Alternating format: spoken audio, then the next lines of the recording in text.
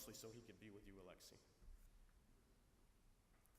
When he made partner at Accenture at 32, I decided any competition that might have existed between us was over, and I'd be content to watch the race from the back. And then I'd say, let me tell you about my friend Jeff. He's one of the most humble men I know. He would rarely talk about himself. In fact, when Jeff and Jill and I were together, we'd wait till Jeff left the room, and then Jill and I would quickly compare notes to see if we could figure out how Jeff was doing. And while he rarely talked about himself, he never hesitated to talk about you girls. Jeff and I spent many weekends together with varying groups of guys at races and fishing trips. He was always proud to talk about you. And when we left, everyone knew about your most recent accomplishments and how proud he was of the young women you were becoming. Indeed, they knew very little about Jeff other than he loved you very, very much. Yeah, let me tell you about my friend Jeff. He's the most courageous man I know. As Jill said, when he was diagnosed with MS, he did not wallow in self-pity. He used his diagnosis as a sign to live his life to the fullest. There were trips to Africa and Antarctica, mission trips to South America, where he spent weeks not only there, but here, helping the orphans. He raised money and awareness for MS research and selflessly and silently helped any friend who was in need. Let me tell you about my friend Jeff. He's a modern-day Pied Piper. Just look at this sanctuary.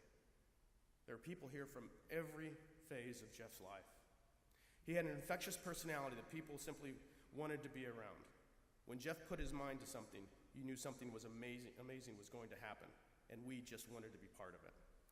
Whether it was 3 years in the race across America, charity events, or simply time at the cabin with a bunch of guys. If Jeff was involved, it was going to be exciting.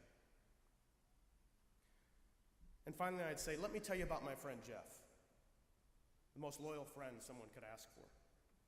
Jeff was the first one I would call when planning a weekend. He was the anchor that always said yes first.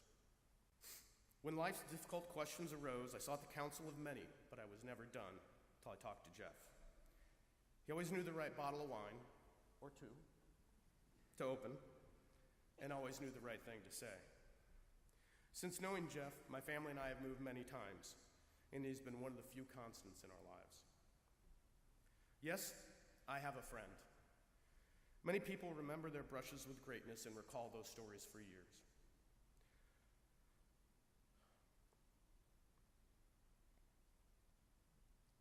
I had the privilege of calling the greatest man I ever met friend, and I'll miss you very, very much.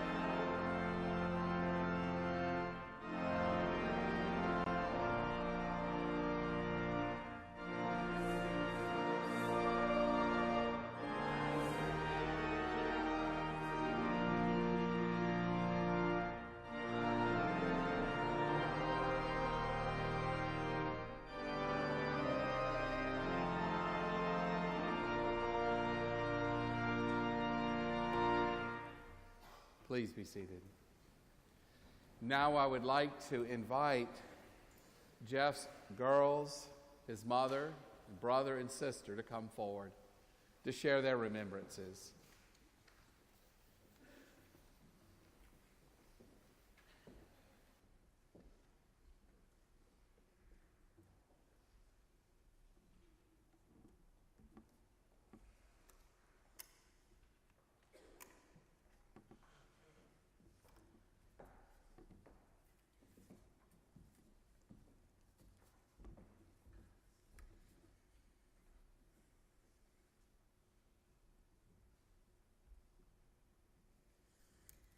It's hard for me to come up with the words to say here because all of this feels so incomplete. None of us were ready to give him up. None of us were ready to lose the man who we wrestled over the radio with because we didn't want to listen to the Grateful Dead. The man who always wanted to eat pancakes but never wanted to make them. The man who read us Harry Potter books until we fell asleep in his arms. The man who challenged us and inspired us. None of us were ready to lose him, but I guess what we have to tell ourselves is that we haven't lost him at all. He will be with us anytime anyone drinks an IPA on the back porch. He will be with us every time a game of Clue gets a little too intense.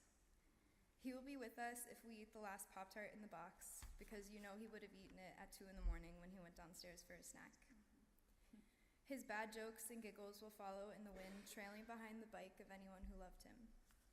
I hope he can hear how all the background noise has disappeared. I hope he can see how much he meant to everyone who knew him. My memories of him are so clear right now that it seems like he'll walk into my mom's room late at night, throw his suitcase on the bed, and watch Law and Order for the 5 minutes it would take him to fall asleep. I keep trying to remember all of the details about his life, but sometimes I'm scared of remembering them wrong. When I got the call from my mom, one of the first things I did was check my voicemail to see if I had anything to help me remember his voice, because I didn't want to forget his voice. So luckily I did have one. I had a voicemail from a few months ago asking me to call him if I still needed help editing my most recent paper. When I heard that message, I was flooded with all the times he said he loved us in unconventional ways. It seems to me that in this moment, that the worst thing a person can do is live in ignorance of the immense kindnesses that have been done onto them. Everything that has happened in these past few days has alerted me to my own ignorance. And for that, I would like to use this time to express a lifetime of unspoken gratitude to the man that I love so much. Thank you for providing food, shelter, opportunity, love and attention, unconditional and unwavering. Thank you for being the perfect sparring partner in all of our debates. Thank you for being my source of logic and reason, and thank you for being a model of dedication and passion. Thank you for continuing to say, that's how Columbus discovered America, every time anyone made a mistake, even though it was always met with groans. Thank you for your goofy laughter and bad dancing. Thank you for boiling Disney World down to a science in a way that only an engineer could, so that your children could always get the full experience. And thank you for secretly enjoying Disney World even more than we did. Thank you for loving me in spite of my ingratitude. Thank you for, in the finite amount of time that we had together, creating an infinite supply of memories that I will one day be able to look back on, unsustained by the bitterness of tears and grief, with nothing but love, adoration, and above all, immense gratitude. Saying goodbye is the hardest thing I've ever had to do, and I don't know how I'm going to continue doing it. But the love in this room for him and for my family reminds me that I can continue to do this because we're all figuring it out together. Someday we will find a way to pile memories together and try and fill the hole that he left in our lives. Things will never be the same, but the legacy he left is carried on in the hearts of everyone who knew him and loved him. I am brought peace in knowing that the way he lived his life reflected that tomorrow is never guaranteed. If we could all take anything away from this, it's that we need to hold the people we love close to us and actively choose to live our dreams even when they are difficult or seem impossible. My dad's legacy will be one of light and love and hope. He's not gone, he's just present in new ways. Seek him out and keep him in your heart.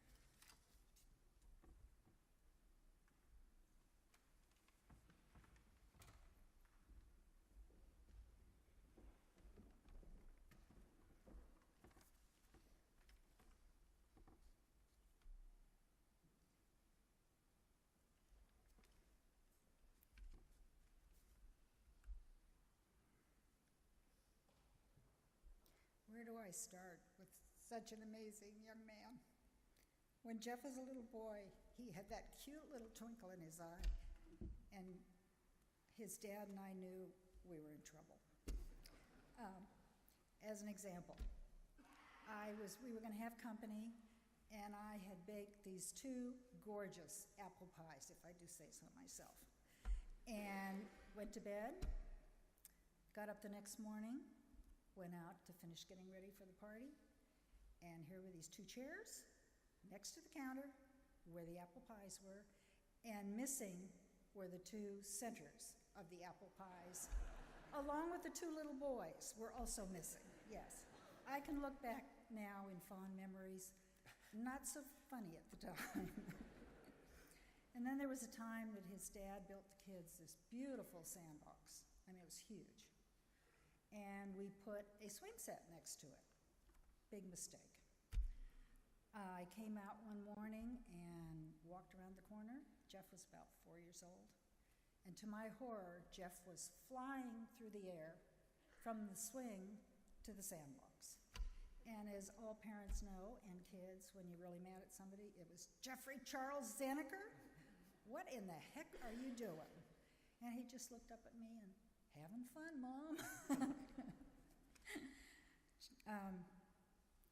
As an adult, he still had that way about him, that little twinkle in his eye. He enjoyed life. His smile went through even when the tough times were there.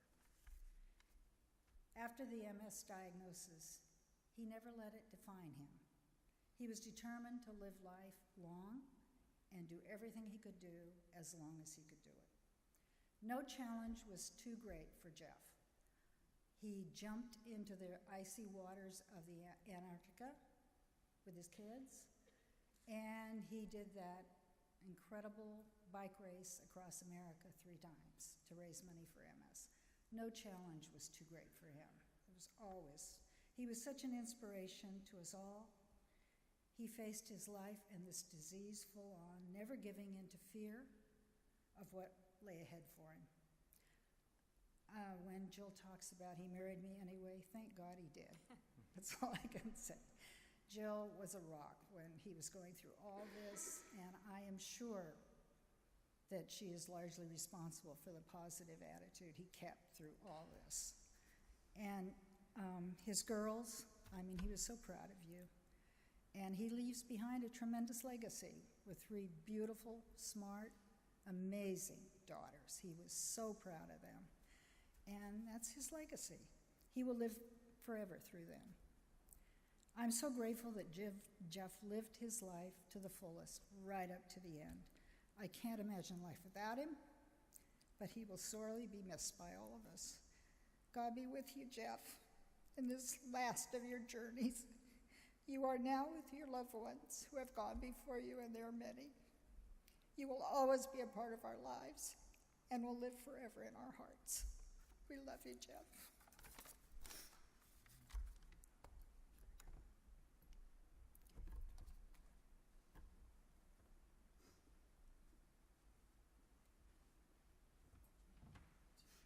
Pay attention to the program.